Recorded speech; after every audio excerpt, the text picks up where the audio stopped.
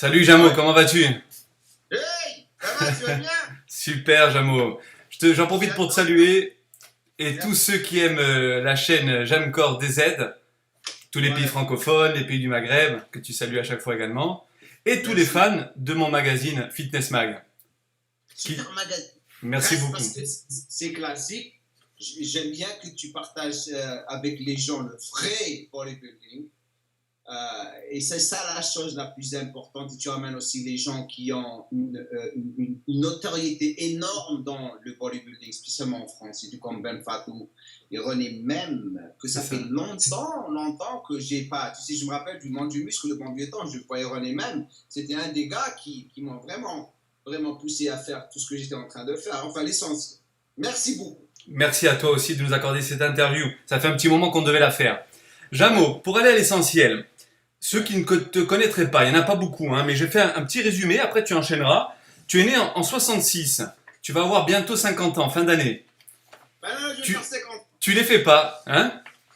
Merci. Je l'ai payé pour dire ça. Et les mecs, ils sont en train de regarder. Je l'ai payé Pas pour du dire tout, ça. même pas en plus. Tu as vécu à Londres. Au final, je fais assez court hein, pour finalement t'installer en Californie. Tu as vécu donc pas mal d'années. Tu as été pro IFBB. Ouais, On sait, toi et moi, tu l'as dit à tous tes fans, que tu as arrêté ta carrière en 2003. Tu as pris ta retraite. ouais, Tu nous diras tout à l'heure pourquoi, mais on connaît la principale raison. Hein, c'est cette ouais, ouais. course à la masse à l'extrême. Entre-temps, tu as créé ta chaîne et tout ton business Jamcore. Déjà à l'époque, tu l'avais fait, hein, qui Ouais, cartonnait ouais. déjà sur YouTube. Ouais. Tu as arrêté pendant un petit moment, tu as eu ta famille, etc. Tu Mhm. t'y es remis et on se suit depuis ce moment-là. Et moi, j'ai vu ta croissance sur YouTube et j'ai vu tout ton fan club augmenter. Je te félicite au passage parce que tout ce que tu fais, c'est phénoménal, c'est top. Bravo. Donc c'est pour ça que j'ai voulu vraiment t'interviewer dans mon magazine. Merci. Pour aller à l'essentiel, parce qu'on a une Ok. demi-heure tous les deux, toi pour ton business et pour moi, vite rentrer, parce que moi je te contacte pour ceux qui ne savent pas de Corse, donc petite île en France, et toi tu es en Californie. Hein. Ok. Donc on va faire quelques petites questions-réponses, hein, que moi je t'ai préparées. Tout d'abord j'aurais voulu, parce que je connais ton franc-parler, c'est ça qui m'intéresse, j'aurais voulu ton point de vue pour les fans de YouTube, mes fans, les tiens. Pour toi la musculation c'est quoi? Et le sport en général c'est quoi? Ça apporte quoi? Tu sais, la musculation, quelqu'un qui fait de la musculation, c'est pas juste comme les gens disent, c'est de la gonflette et soulever du poids, c'est plus que ça. La musculation, tu sais, au début, lorsqu'on avait commencé, bien sûr, la première fois que tu prends un poids et tu commences à vraiment sentir ces sensations qui sont extraordinaires parce que on ne se rend jamais compte de ces sensations lorsqu'on fait la musculation pour la première fois. Parce que lorsque j'avais commencé la musculation, je me rappelle, tu sais, je faisais juste des barres fixes et tout. Et après, tes copains me disaient, ah, viens soulever des poids avec moi, arrête de faire l'écran, c'est de la gonflette. Et la première fois lorsque j'étais parti, tu sais, faire la musculation avec mes copains, j'avais 19 ans, je crois. Ils m'ont emmené à une salle, j'étais en train de soulever des poids. Les sensations le lendemain matin, c'était comme, waouh! Tu sais, c'est ça où les gens se perdent. Et c'est ça où les choses commencent à vraiment évoluer avec une personne qui commence à vraiment s'attacher, à être vraiment accro à la musculation. C'est à cause de ces sensations. Et ces sensations peuvent causer beaucoup de problèmes. Ils peuvent ramener les gens vers la droite, C'est vers la vrai, gauche, c'est vrai. vers la droite, où ils vont vraiment succomber et devenir vraiment obsédés par la musculation, ou vers la gauche, où ils vont vraiment réussir lorsqu'ils utilisent la musculation. C'est un style de vie, c'est un style moi, j'ai la musculation dans le sang. J'ai quitté mes études de médecine pour devenir ce que je suis venu parce que je savais que ça allait me rendre et me donner un équilibre qui est extraordinaire.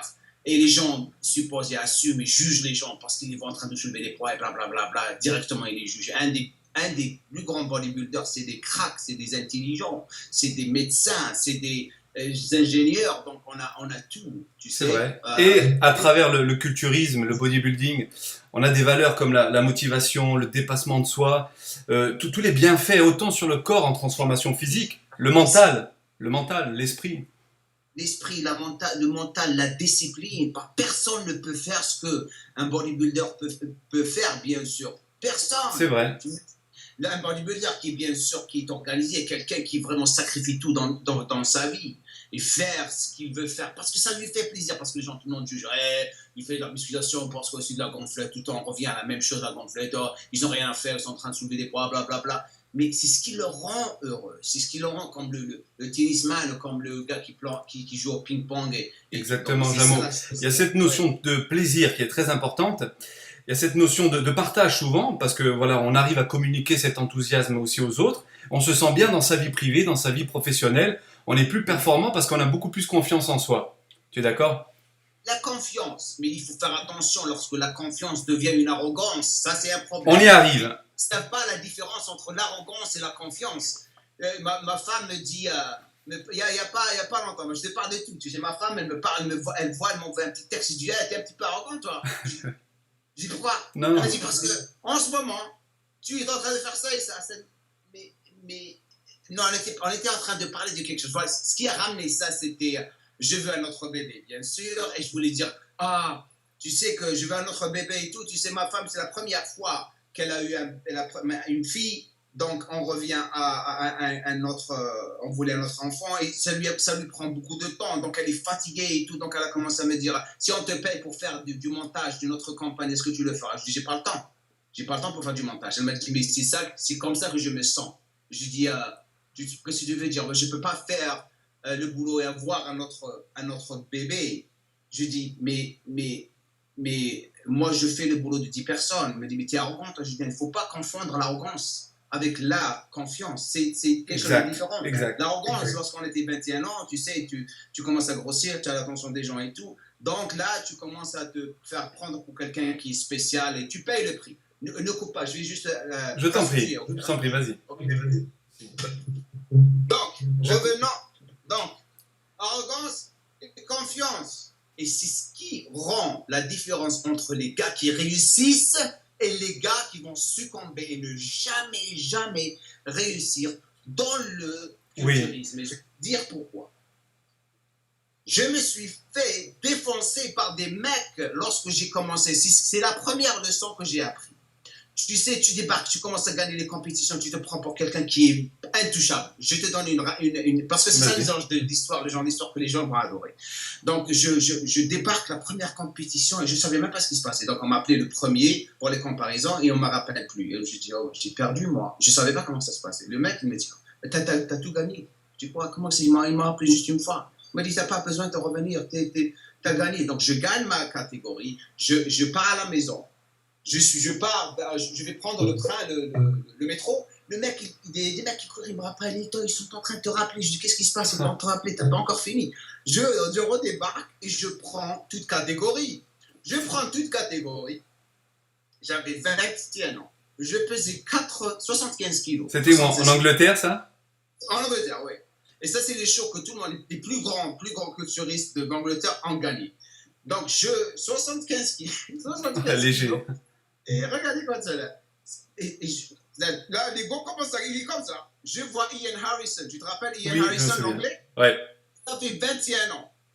Il était pro. Il pesait 115 kilos. Je suis parti chez lui. Je lui dis, un de ces jours, moi et toi, sur le podium. Il m'a regardé. Mais ce qui était bizarre, c'est que 5 ou 6 ans après, on se revoit. Il me dit, tu me rappelles lorsque tu m'avais dit ça? Je suis vraiment désolé. Il me dit, non, t'es cool, regarde-toi maintenant, t'es avec nous. Tu sais, c'est... Oui, mais ça, c'était de la bonne motivation, tu vois. C'est de la bonne motivation. Donc lorsque j'avais commencé, lorsque j'avais gagné, donc je débarque la deuxième compétition. J'ai pas besoin de m'entraîner durement. Là, je vais tuer tout le monde. Je me fais battre. Mais c'est ce qui m'a vraiment poussé à m'acharner. Il y a un gars qui débarque, et tu sais, il y a beaucoup de compétitions entre les gyms. La gym où je m'entraînais, ça s'appelle Muscle Work. C'est la méca de bodybuilding en Angleterre. Tous les plus grands champions comme Brian Buchanan, tu te rappelles. Oui, qui avait la taille très petite, très petite. Ouais, J.D. Dawood, il est de là-bas, il était mon compagnon d'entraînement de 92 à 94. Énorme, c'était mon compagnon, c'est comme ça que j'ai grossi. Et donc cette gym, c'est le mec, c'est comme notre père. Et je vais faire des vidéos, des vidéos dans cette gym. Ça va être super. Et Sab, il s'appelait Sab. Et tu sais, lorsqu'il m'avait vu dans cette compétition, il m'avait dit j'aimerais bien te prendre dans ma gym et vraiment te sponsoriser parce que je sais que tu vas être quelque chose dans le futur. Enfin, l'essentiel, je rends l'histoire courte. Je débarque la prochaine compétition. Je me prenais pour quelqu'un qui était vraiment, il va battre tout le monde. Je me fais tabasser par un mec, il m'a tué. Le mec, il était énorme. Ce mec, il devrait être pro cette année, en 91, je me rappelle. Et il était tellement super. Il s'appelle Herman Gemena. C'était un espagnol anglais, un super fort. Et c'est grâce à lui que, comme Dorian Yates avait mis la photo de Momo Benaziza lorsqu'il était battu par à la nuit des champions. Ouais, la nuit des champions, c'était la même chose. Moi, j'avais la photo de ce mec dans ma tête lorsque je faisais tout. Parce que 3 ans, je suis parti de 85 kilos à 102 kilos. Et tu sais la différence. J'ai les vidéos d'ailleurs, je viens déjà de récupérer la vidéo lorsque ce show.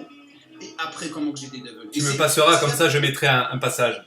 Ouais. Et c'est là où tu commences à apprendre à être calme-toi maintenant. Parce que relativiser. Et là, je commence à vraiment focaliser, vraiment me focaliser sur l'importance, c'est que tu es rien et dans ma gym, t'es personne. C'est pour ça que tu grossis, parce que la gym, c'est hardcore. Ils se foutent de ta gueule. Même si j'étais parti en Californie, j'étais sur toutes les couvertures, je m'entraînais les plus grands champions. Je rentre dans cette gym, ils se foutent de ta gueule. Ils te font descendre, ils te font rabaisser, pas parce qu'ils étaient jaloux, parce qu'ils te gardaient sur la pointe des pieds tout le temps, que ici, tout le monde est le même. Et c'était la chose la plus super dans la vie.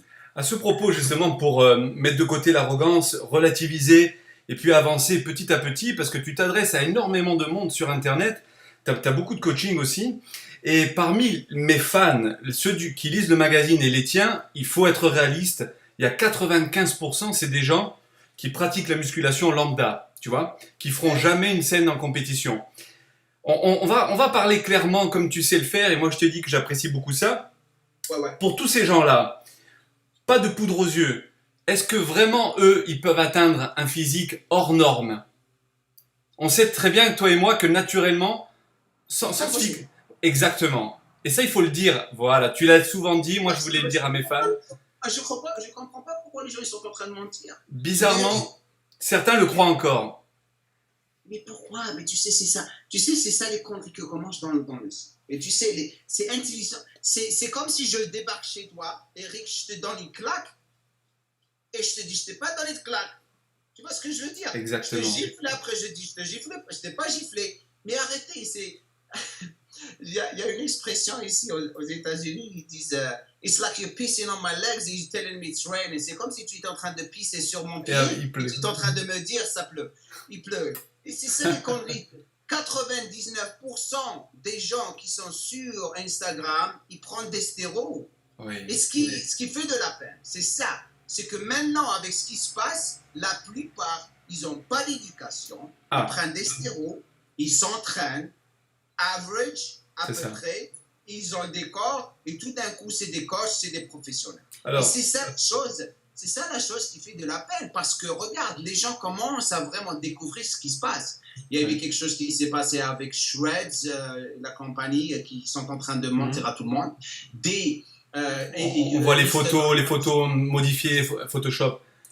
Photoshop et les conneries et ça. Et tu sais, lorsque je vois des choses comme ça, les gens m'envoient des emails, ils me disent qu'est-ce que tu en penses? Ça me fait rigoler. Pourquoi? Parce que je dis, continue à faire les cons, continue à mentir aux gens, et parce que les gens commencent à vraiment découvrir toute la vérité.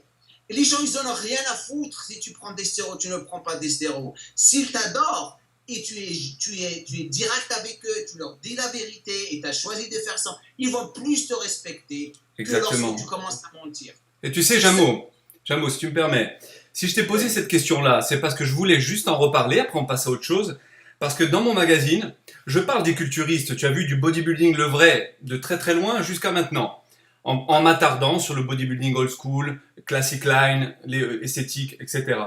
Sauf que je tiens à faire de la prévention, parce que comme tu l'as dit, sur Instagram, sur Facebook, c'est les rois des selfies, tu vois, tout le temps comme ça. Et il devrait plutôt, comme tu l'as dit à juste titre, repasser par la case apprentissage. Tu as parlé de notre ami Frédéric Delavier, qui est dans mon magazine aussi. Les bouquins, certaines vidéos, certains coachs voilà, de qualité. Réapprendre tout de A à Z.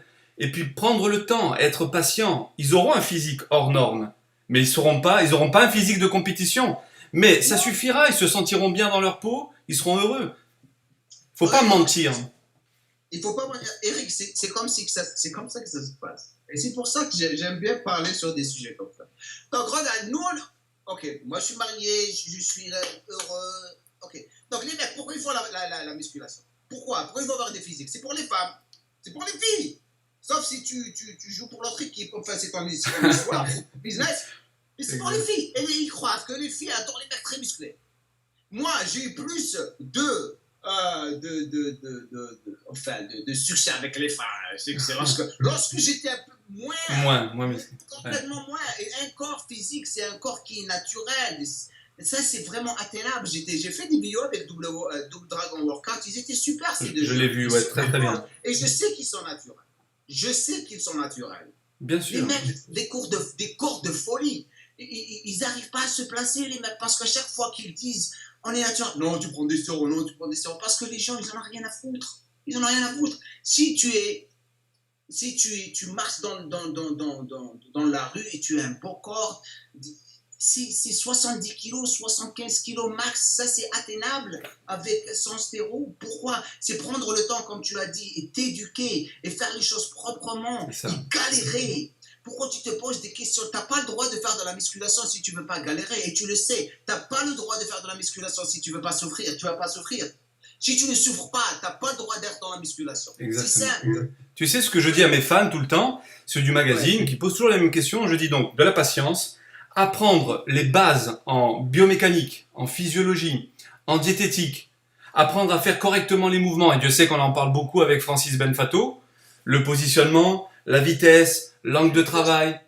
Le reste, ça vient tout seul avec le temps, tu vois?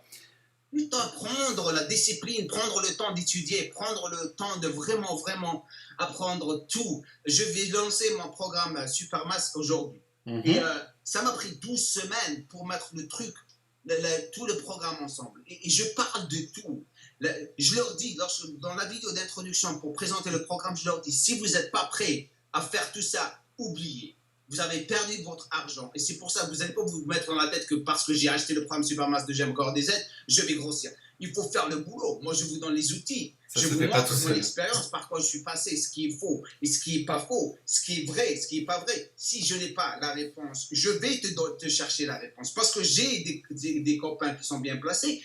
Et tu sais, surtout maintenant avec le problème de ce qui se passe dans l'Internet, c'est ce que j'appelle le contrarianisme. Le contrarianisme, les mecs qui ont lu quelques bouquins et comme ça, ils débarquent. Oh, ça marche pas parce que ça marche pas. Oui, les fameux trolls qui viennent contrarier et contredire tout le temps. Celui-là, il a dit ça dans son bouquin. Il disait, il n'y a pas mieux que l'expérience. On est passé partout. Exact. On est passé partout, on sait ce qui marche et ce qui ne marche pas. Parce que tu ne peux pas prendre une équipe de scientifiques qui ont fait des tests pendant 12 semaines pour conclure quelque chose. Ça fait freaking 30 ans qu'on fait des trucs comme ça. C'est vrai. Et tu as raison. Et non seulement il faut passer par l'expérience, et une expérience individuelle. Parce qu'on est tous différents. Exactement. Ce qui marche pour toi ne va pas marcher pour moi. Ce qui marche pour moi ne va pas marcher pour toi. Exactement. Un exemple, je me suis entraîné avec Dorian. Tu sais, lorsque j'ai commencé avec Dorian, c'était la première séance. C'est la peur. Et je m'entraînais avec JD Dawood où c'était la folie. JD, c'était un fou. Je lui ai appris la forme, il m'a appris l'intensité. C'est ce qui nous a rendu vraiment comme ça. Et aller dans un endroit avec Dorian, lorsque tu t'entraînes et lorsque tu vois le mec, il s'est retiré de la compétition. J'étais en pleine compétition. Il a dormi 3 heures. Il vient le jour après, on se rencontre dans la salle. Les jambes à faire. J'ai vu quelque chose que je n'ai jamais vu de ma vie. On remplit toute la presse-jambe, mais tout, tout. J'y vais. Je fais 10, 12, 13, 14, 15. Tu sais, lorsque ton muscle ne connecte plus avec ta servante. Ça y est, c'est l'échec. Il me fait passer par 2 encore. J'allais, tu te retrouves dans la position. C'est ça les genres de choses que les gens ne savent pas, ne connaissent même pas. Ils me disent, oh, comment qu'on arrive à grossir? C'est comme ça que tu vas grossir, lorsque tu dépasses ça. Exactement. Lorsque tu arrives aux 2 dernières, où ça y est, tu sais, c'est soit toi, soit la répétition, soit tout le poids sur ta gueule. Et tu n'as pas le choix. On est d'accord. Tu es foutu. En gros, tu sais, dans Yaron Yates, avec le fameux HIT, Intensity Training de Mike Menzer, il poussait son corps dans ses retranchements. Ce qui est intéressant dans ce que tu dis, c'est que tous ceux qui nous écoutent, il faut qu'ils comprennent qu'il y a une zone de confort, il faut la dépasser, parce que si le corps, on ne le stimule pas au point qu'il est obligé de réagir, il ne réagira pas. Mais c'est ce que j'allais te dire, la seconde partie de l'histoire, la deuxième partie de l'histoire. Donc 13, 14, 15, 1, ça y est. 16, 1, ça y est. 17, toi ou le poids. Je finis. Le mec, il débarque. Il rajoute encore du poids. Je suis en train de regarder. Hein. Il fait 1, 2, 3, 4, 5, 6, 7, 8, 9, 10, 11, 12, 1. Je l'ai eu. Je suis comme ça. Oh, il ne peut pas. Logiquement, ce que j'ai regardé, parce que je sais l'échec, je connais l'échec. Et tout d'un coup, je te jure de ma vie, je n'ai jamais vu quelque chose comme ça. Il repose 1, 2, 3, et tout d'un coup, la 6e vitesse débarque. Je ne sais pas d'où il a ramené la 6e vitesse. Il craque encore 6 répétitions. J'étais épanoui. Ça se dit épanoui, c'est ça? Ouais, époustouflé, ouais. J'arrivais pas à le croire. J'arrive pas à le croire. Et c'est ça ce qui fait la différence entre vraiment s'entraîner d'une intensité où tu peux pas. Donc, j'ai fait son entraînement. J'ai essayé de faire son entraînement, revenir. Oui. Mais ça marchait pas pour moi. C'est ce que j'allais te demander, voilà. Parce que lui et moi, on était différents. Premièrement, il a un corps différent du mien. C'est le hondo-méso, mais plus vers méso que hondo, avec une masse musculaire et une ossature qui est... moi, je suis plus le méso-athlétique. Je ne pourrais jamais faire ce genre d'entraînement. Donc, mais ce que j'ai appris, tu fais la... C'est l'intensité, c'est le dépassement, vraiment. Hein? Rajoute des séries. C'est ça que j'ai commencé à faire, 4 en premier, de tous mes entraînements. De ça, j'ai pris de la masse. Hein. Je faisais tout le temps 4, 3, 2. Ça, c'est les séries. 4 exercices. Ou 4, 3, 2, 2. Mais je ne pensais pas, je n'allais pas à l'échec comme il faisait une à l'échec, chargé, parce que mes articulations ne pouvaient jamais prendre ça. Tes articulations, mais ton système nerveux aussi, parce que ceux qui nous écoutent, pas tous, enfin, j'aimerais qu'ils comprennent, parce qu'on me pose moi souvent la question, je leur dis, quand on est déjà sous stéro et pas sous stéro, on peut supporter un type d'entraînement ou pas. Et des entraînements qui sont très taxants, comme le dit Francis Benfato, pas tout le monde peut les suivre. Il y a certains qui ont une génétique incroyable, mais aussi l'aide de chimie. Il faut dire les choses telles qu'elles sont. Il faut. Pour aller vite, mon ami, parce qu'on a beaucoup de questions, on va essayer d'aller vite. L'importance de l'alimentation pour toi. L'alimentation. Et comme on dit ici, if you eat shit, you're going to look like shit. Et si vous mangez de la merde, vous allez ressembler à la merde. Le jour où j'ai changé mon alimentation en prise de masse, c'est là où je commençais à prendre de la masse musculaire. Maintenant, c'est très très simple. Et très très simple. Les repas, ça c'est moi. Natural food? J'ai plus répondu au solid food que les collations. Mais je prenais beaucoup de bouffe. Et parce que j'étais, tu sais, pour moi, tu sais, c'est bizarre. Pour moi, préparer pour la compétition et pour être sec, c'était la chose la plus facile pour moi. La chose la plus difficile pour moi, c'était la prise de masse parce qu'il fallait que je mange 6 repas, 7 repas. Vers la fin, je prenais 7000 calories et c'était juste du solide. Donc, je prenais 8 repas du matin au soir. Ça me faisait chier parce que je chie et je m'excuse 3 fois, 4 fois par jour, je m'excuse. Mais tu sais, c'était la folie. Mais c'est très, très simple.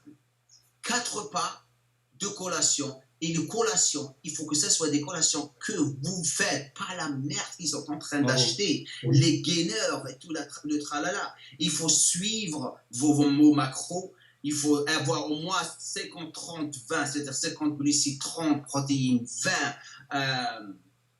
20 lipides. Si tu commences à vraiment, ce que j'ai répondu le plus à mon corps pour rester encore plus sec, je descendais un tout petit peu en glucides, j'ai augmenté ma protéine 40, 40, 20 pour moi lorsque je restais sec en saison de prise de masse. Lorsque je commençais à vraiment sécher, je gardais mes hydrates de carbone hauts, je m'entraînais plus dur et je faisais beaucoup de cardio. Mais ce qui marchait pour moi, donc je grossissais vers les compétitions. Et je ne perdais pas trop, j'étais entre 120 kilos en période pas compétitive. En compétition, j'ai perdu 10 kilos, 11 kilos, pas plus de ça. Tu voyais tout le temps mes abdos. Mais ce que j'ai appris, c'est que la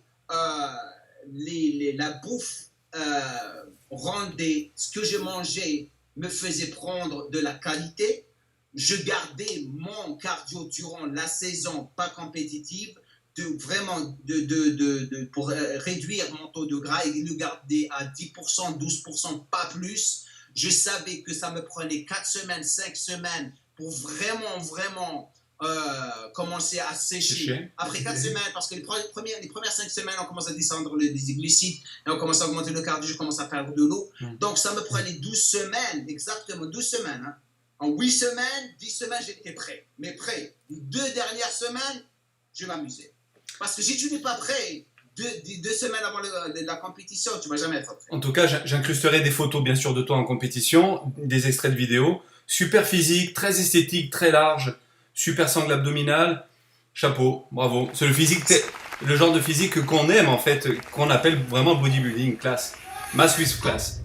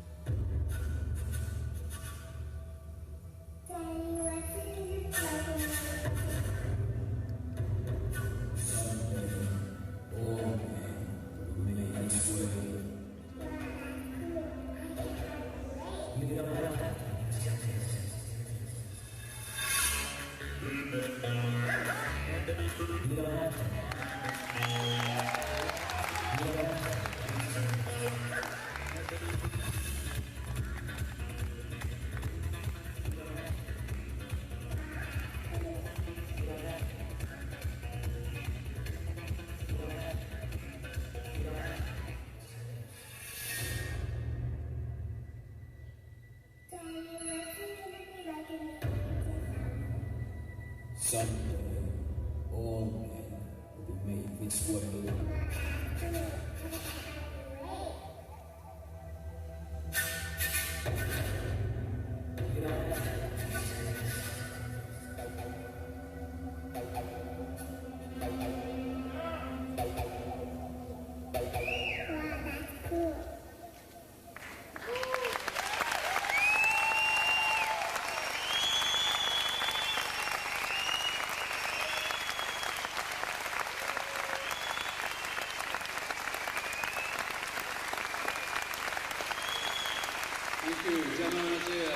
Comment je l'ai fait? Je regardais Ben Fato, je regardais Bob Paris, je regardais Bleeder Brother, je regardais Charles Clermont. C'est comme ça que je m'entraînais.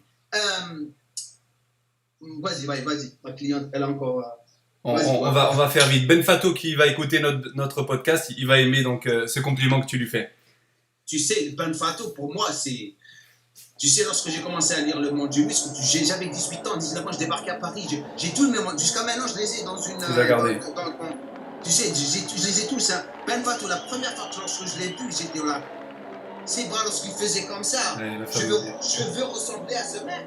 Je veux remplir. Parce qu'il est impeccable pour moi en 91. L'Olympia, moi je l'ai eu troisième. Lila Brada, il n'a jamais battu. Hein. Ça, c'était sa forme, sa meilleure forme. Lila Brada n'a jamais battu Ben Fato en 91. C'était 91, parce que 91... 90, il fait 6e à Olympia, Ben Fato. Mais là, on le voyait, enfin moi je le voyais dans le top 3, hein, carrément même. Il était parfait. 90, c'était ouais, 90. Non, 90, c'était lorsque Dorian Yates s'est classé deuxième après Lihane. Et 82, c'était Dorian Yates qui l'avait prise. Le jour là où Dorian Yates était, en 91, je crois que Ben Fatou il s'est classé dans le top 6, je crois. Il avait son physique. En tout cas, il était fantastique, fantastique. Un de tes meilleurs souvenirs de compétition, toi qui as côtoyé quand même les meilleurs bodybuilders des années 90. Meilleur souvenir, passer du temps avec Flex Wheeler pendant une semaine lorsqu'on avait fait des apparences et rencontrer. Dorian m'avait rencontré en 94 pour ma première compétition en poids lourd. Il débarque pour faire une apparence et on était tous comme ça. Il était avant nous et on allait passer après lui pour la bataille. Donc je suis en train de m'échauffer, il débarque comme ça et le Mac débarque. On était tous comme ça. Ça c'est Dorian en train de regarder par terre. Il était énorme. Il vient chez moi. Il me tape comme ça, il me dit Jamo, super physique. Wow! Fierté. Merci. Le monsieur Olympia te dit ça, ça a quelque chose. Tu sais, il t'a remarqué. Donc on est devenus copains. Et après, je passe une semaine avec Flex Wheeler, on a fait des apparences en Angleterre. Et de là, on est parti chez Dorian Yates. Je te dirai des histoires. Et là, on est devenu de plus en plus copains. Et après, ça s'est évolué encore plus. Tu sais, ça c'est un de mes meilleurs moments. Tu m'as un peu répondu, mais je te repose la question. Tes modèles quand tu as commencé, tu as cité Ben Fatou, Bob Paris, Labrada, vraiment celui qui va vraiment inspirer le plus. Celui qui m'a inspiré le plus, Bob Paris, Barry DeMay, c'est ça et Ben Fatou, c'est ça les physiques à lesquels je regardais le plus. Il y a ma cliente qui est en train de me regarder. Est-ce que tu sais, je peux revenir dans 20 minutes si tu veux continuer ça? Ouais, allez, on va faire ça, hein? C'est mieux parce que je serai plus on aura plus de temps. Appelle-moi dans 20 minutes. À tout de suite. Ok, à tout à l'heure. Ciao.